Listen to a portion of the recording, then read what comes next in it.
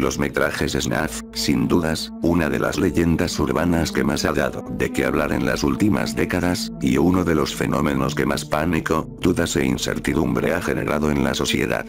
Para algunos, el hecho de grabar un crimen, en especial, un homicidio para después comercializar la cinta, es una completa realidad y un hecho que ha existido desde los inicios del cine y las cámaras de video, pero para otros, el SNAF no es más que un mito absurdo y una táctica de miedo, ideada por los medios y el internet para aterrorizar a los ingenuos. Sea cual sea tu postura sobre este macabro fenómeno, no se puede negar que este ha tenido un impacto en la cultura moderna y a nivel colectivo en la sociedad.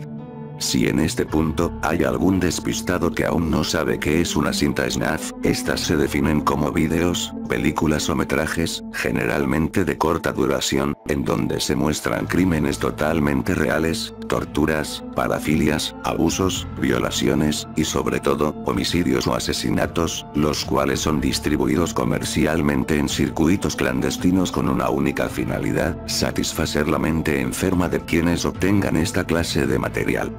Pues bien, habiendo definido a este fenómeno, en los siguientes minutos conoceremos las dos caras de la moneda del SNAF, las leyendas que toda la gente afirma ser reales, pero que no pueden comprobarlas de ninguna forma, y la cruda realidad que más de uno prefiere no conocer. Sin más demoras tenemos que ver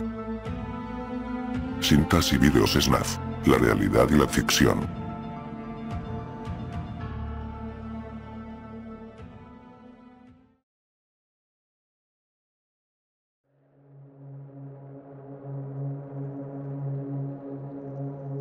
El SNAF es mucho más antiguo de lo que se llega a creer, aunque esta leyenda urbana comenzó a ganar fuerza en los años 70, el término ya se había usado mucho tiempo antes.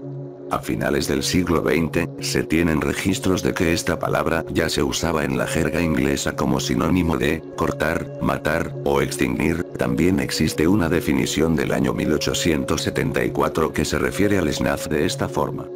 Término muy común entre las órdenes inferiores de Londres, que significa morir de enfermedad o accidente.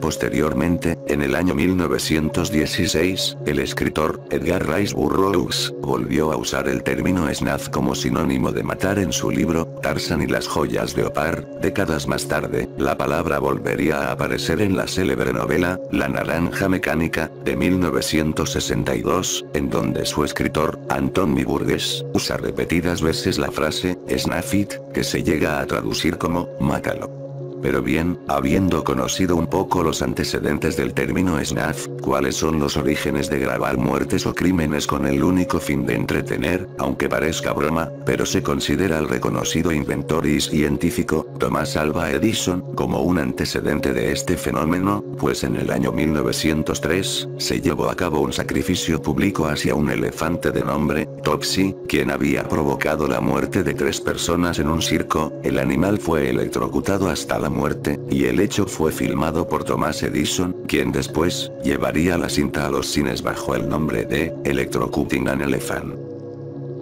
Esta infame grabación es considerada por algunos como la primera cinta SNAF en la historia, o al menos como un antecedente de lo que después sería este fenómeno. Otra referencia que se tiene en la época es el cuento de 1907, A Good Film, del escritor Guillaume Apollinaire, que trata sobre periodistas de noticieros que escenifican y filman un asesinato, debido a la fascinación pública y morbo que se tiene por las noticias sobre crímenes. Pasarían varias décadas para que se volviera a hablar sobre crímenes grabados en cámara, más específicamente en 1971, fecha de publicación del libro The Family, The History of Charles Manson Dune Boogie Attack Battalion. Esta obra del activista Ed Sanders incluía la entrevista de un supuesto miembro anónimo de la familia Manson, que afirmaba haber realizado una película en California que contenía el asesinato real de una mujer. Aquí es donde el autor Ed Sanders acuña por primera vez el término snuff film, con el significado que todos conocemos, aunque respecto a la supuesta grabación de la familia Manson, esta jamás se encontró, quedando todo en simples especulaciones.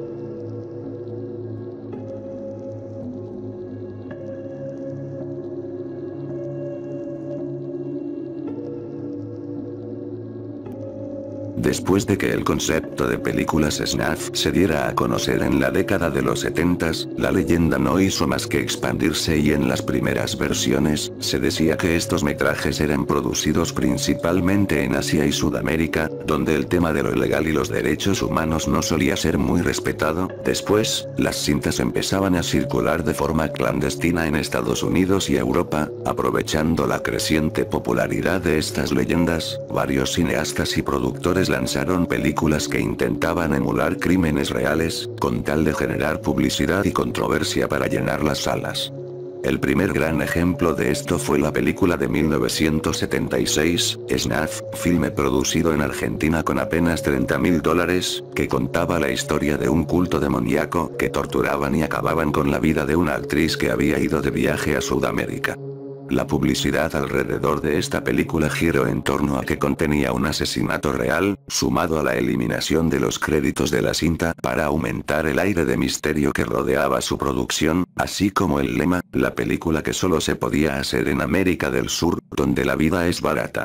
Por si esto no fuera poco, el director contrató a manifestantes falsos que intentarían sabotear las proyecciones en los cines. Toda esta campaña de marketing fue un éxito, y la película, aunque rodeada de controversia, se hizo popular en varias ciudades, a pesar de haber sido desmentida por algunos medios. Otro caso del que se ha hablado hasta el hartazgo, pero es sumamente importante mencionarlo, es el de Holocausto Caníbal, película la cual para su año de estreno, 1979, contenía muertes demasiado realistas y grotescas. Esto sumado al formato de metraje encontrado que era algo relativamente nuevo, fue válido para que su director, Ruggero Deodato, fuera llevado a los juzgados, para comprobar que su película no se trataba de una snuff. Al final, se esclareció que todo se trataba de una confusión, aunque la obra sí contenía muertes legítimas de animales. Por otro lado, las malas lenguas cuentan que no se pudo comprobar cómo fue la realización de la escena de la empalada, que es posiblemente una de las más icónicas en el filme, rumoreándose que posiblemente sí se trató de una escena totalmente real, pues jamás se supo de la identidad de la mujer que aparece ahí. Otra cita obligatoria que se debe mencionar son las dos primeras películas de la serie Guinea Pig, El experimento del diablo y La flor de carne y sangre, ambas de mediados de los 80s, y que se caracterizaron por simular grabaciones snuff, mediante efectos especiales extremadamente detallados, y violencia gráficamente explícita. Aquí la historia que todos alguna vez hemos escuchado, es que las cintas llegaron a manos del actor, Charlie Sheen, quien las denunció al FBI creyendo que eran verdaderas obras snuff, aunque también cabe decir que se encontraba bajo los efectos del alcohol cuando las vio. Los años 90 son curiosos para este fenómeno del falso snuff, bautizado por algunos como pseudo snuff, pues con la aparición de cámaras domésticas y caseras, ahora cualquier persona podía hacer sus propias películas y cortometrajes, y más de uno intentó recrear vídeos que parecieran auténticas snuff. Uno de los ejemplos más retorcidos en esta década es Niku Daruma de 1998, película japonesa conocida en este lado del charco como Tumbling Doll of Flesh. Esta obra influenciada de sus antecesoras ochenteras, Guinea Pig, y del Pinkwaiga, que fue un género que ya cubrimos en este canal, trata sobre la filmación de una película para adultos que se sale de control, pues los productores y el actor comienzan a torturar de formas macabras a la chica que participaba en aquella cinta. Algo que no he mencionado hasta este punto y que es algo que esta película aborda, es la relación entre el snuff y la industria del cine para adultos. Una de las tantas teorías alrededor de esta leyenda, es que existen productoras pornográficas que solo sirven de fachada para producir otra clase de material mucho más enfermizo y depravado. En los años 2000, con el auge del internet, este tipo de películas encontraron un medio perfecto para su difusión, y es que se trató de la década en donde más se produjeron cintas pseudo-snuff, empezando por las extrañas y desconocidas, snuff perversions, filmes los cuales hasta el momento, jamás he podido encontrar en ningún rincón de internet, pero que son bien conocidos por el metraje que ves en pantalla, que por mucho tiempo se creyó en internet que era totalmente auténtico. Sin embargo, el mejor ejemplo de falso snuff en esta década es sin dudas, la serie August Underground, una trilogía estilo metraje encontrado en donde seguimos a dos asesinos en serie cometiendo toda clase de atrocidades y filmándolas. Algo que destaca mucho de estas obras, es la cámara de baja calidad para aparentar una grabación amateur al momento de filmar los crímenes y darle realismo. Su director Fred Vogel, afirmó que tuvo la idea de promocionar la película dejando cintas VHS de esta en lugares al azar, como parques y lugares públicos, pero con el reciente atentado del 11 de septiembre, la idea fue descartada. Para finalizar con este apartado del falso snuff, quisiera hacer mención de dos películas más, Poughkeepsie Tapes, del año 2007, y Atroz, del año 2015, ambas cintas sin necesidad de venderse como metrajes reales, han llegado a generar dudas en más de una persona, creyendo que se tratan de filmaciones genuinas.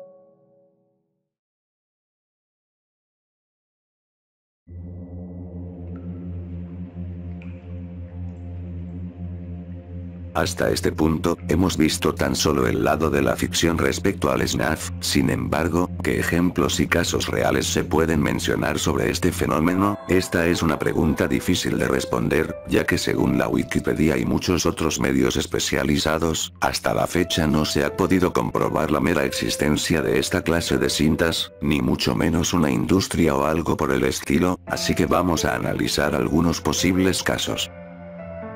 El ejemplo más antiguo que pude localizar es el del Teatro Faenza, ubicado en Bogotá, Colombia. El sitio abrió sus puertas en la década de 1920, y por mucho tiempo fue un lugar bastante frecuentado y rentable, pero en la década de los 70s y 80s, empezó a sufrir de una decadencia considerable. Ante esto, el teatro empezó a producir cine erótico y para adultos, para posteriormente, saltarse la barrera de lo ilegal, y empezar a grabar cintas con torturas y muertes reales. De esta leyenda existen testimonios de actores y directores, quienes supuestamente fueron contratados para trabajar en el teatro, viendo de cerca la industria snuff que este manejaba. Posterior a esto, el lugar recibió una remodelación en el 2004, donde supuestamente se encontró un sótano con manchas de sangre e instrumentos de tortura. Ahora debemos de viajar a Ciudad Juárez, México. Durante la década de los 90s, por aquellos años se vivió una aterradora ola de violencia hacia las mujeres, en donde desaparecieron y encontraron muertas centenares de víctimas. De estos crímenes jamás se pudo corroborar una causa o motivos exactos, pues Ciudad Juárez es una zona fronteriza con demasiadas actividades ilícitas, crimen organizado, turismo sexual, venta de sustancias ilícitas, y cadenas de bares de mala muerte controlados por grandes grupos criminales.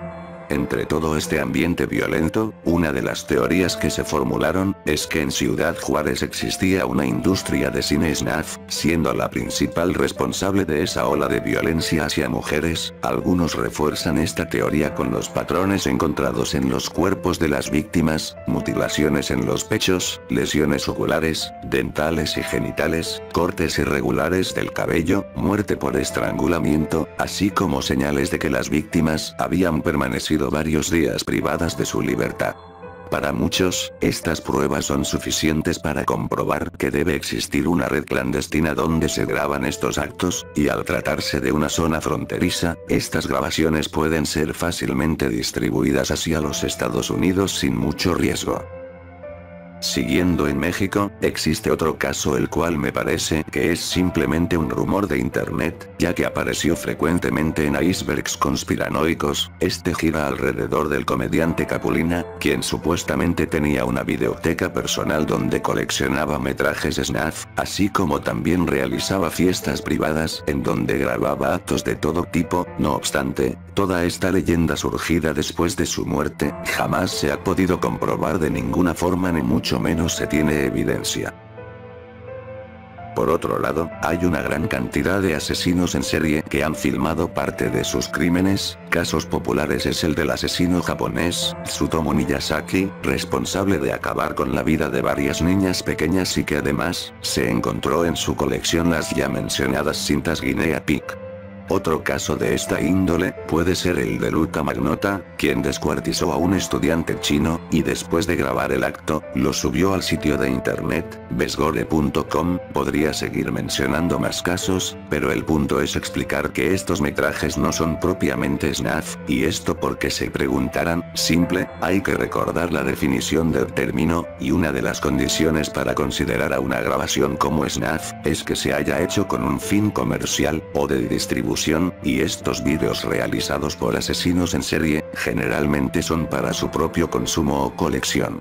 Hay un caso en específico que hasta cierto punto, pudo haber llegado a ser snuff, es el de los maníacos de Dnepropetrovsk, responsables de más de 20 homicidios, así como de ser los autores del infame video, Three Boys One Hammer, o por su traducción, Tres chicos y un martillo. Entre las motivaciones de los asesinos, se comentaba que supuestamente se habían contactado con un operador extranjero de sitios de internet, quien les había pedido cerca de 40 vídeos snuff a cambio de altas cifras de dinero.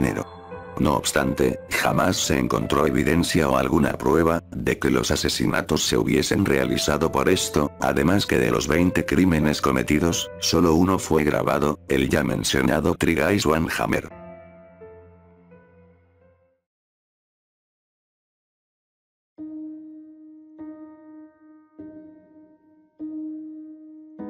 La creciente popularidad del Internet, fue importante para la evolución de la leyenda de las cintas snuff. Ahora estos metrajes ya no se distribuían en bares de mala muerte, o sitios clandestinos, sino a través de la red, y es que con la masiva atención que empezó a recibir el tema de la Deep Web, rápidamente empezaron a circular todo tipo de historias y anécdotas sobre las aberraciones que se podían encontrar en esos lugares recónditos del Internet.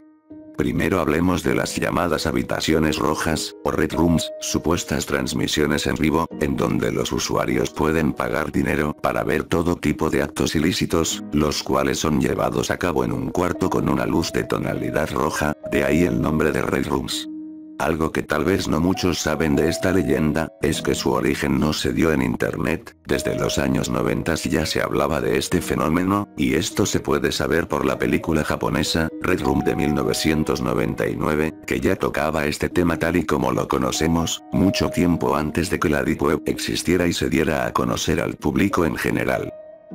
Otro fenómeno que se relaciona mucho con internet son los shock sites, los documentales y los mixtapes, compilaciones de vídeos donde vemos todo tipo de tragedias desde un punto de vista morboso, siendo elementos heredados del cine mundo. Sin embargo, a pesar de que muchos de estos sitios o recopilaciones llegan a comercializar con metrajes donde se ven muertes o cadáveres reales, no se llegan a considerar snuff, primero porque la mayoría de muertos en estos vídeos no fueron parte de un crimen, sino de un accidente, procedimiento quirúrgico o hasta ellos mismos se quitaron la vida.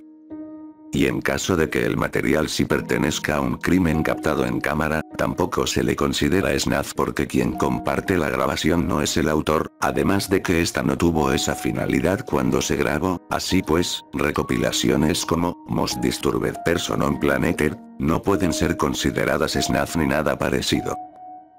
Pero bien, hasta este punto algunos deben estar decepcionados, pues los casos de supuesto snuff terminan siendo ficción, mitos, leyendas o no cumplen con algún requisito para que se consideren como tal.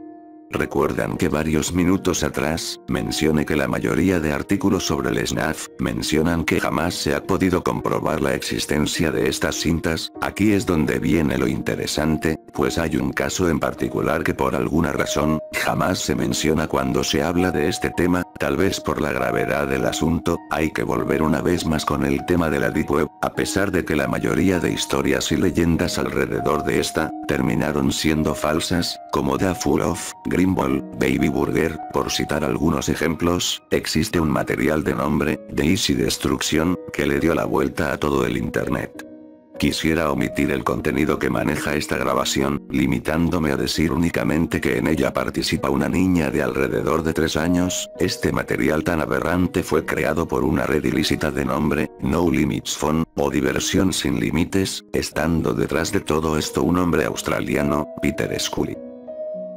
El tipo realizó varios vídeos con alrededor de 8 niñas, donde les realizaba toda clase de atrocidades junto a su cómplice, una mujer que solía participar en las grabaciones. Después vendían el material a través de la red, ofreciéndolo por cientos o miles de dólares, siendo el mencionado de Easy Destruction, el video que conmocionó a todo el internet. Creo que no hace falta decir más, la NLC es hasta ahora el único caso que ha salido a la luz sobre una industria snuff, que cabe decir, fue desmantelada en el 2015, llevando a Peter Scully y sus cómplices a prisión, con una condena de cadena perpetua. Y respecto al resto de vídeos que realizaron, bueno, no se tiene información alguna de ellos considerándose material perdido, y espero así siga la cosa. A veces hay situaciones que es mejor no descubrir.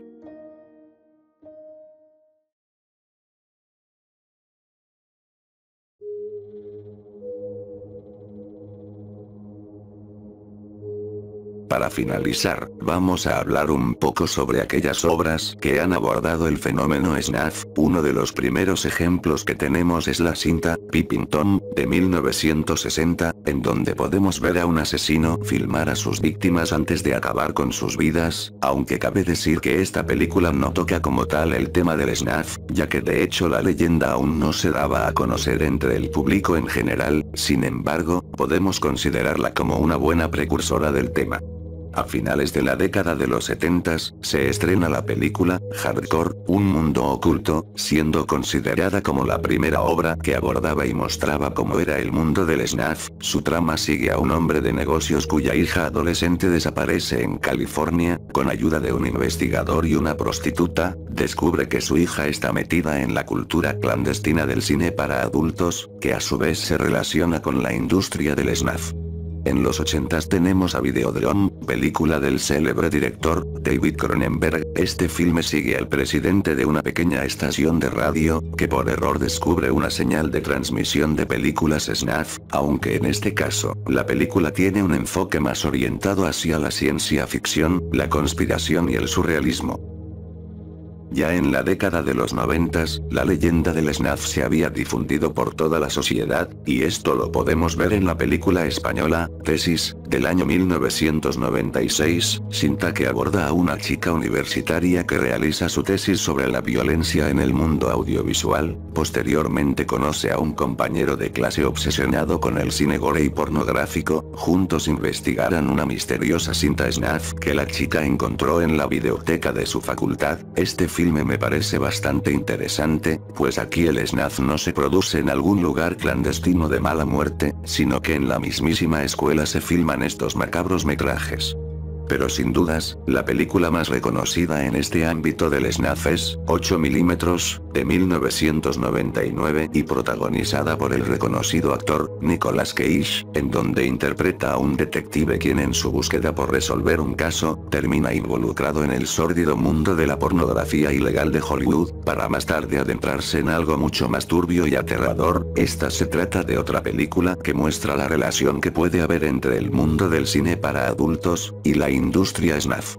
Por último, no podemos dejar de fuera una de las películas más controversiales jamás hechas, A Serbian Film, que nos muestra el lado más depravado, sádico, enfermizo y peligroso de la industria snuff. La película sigue a un ex actor porno, que recibe una invitación de un director independiente, para participar en una película artística. Sin embargo, la realidad es una muy diferente y pronto se dará cuenta que está participando en algo mucho más turbio y oscuro.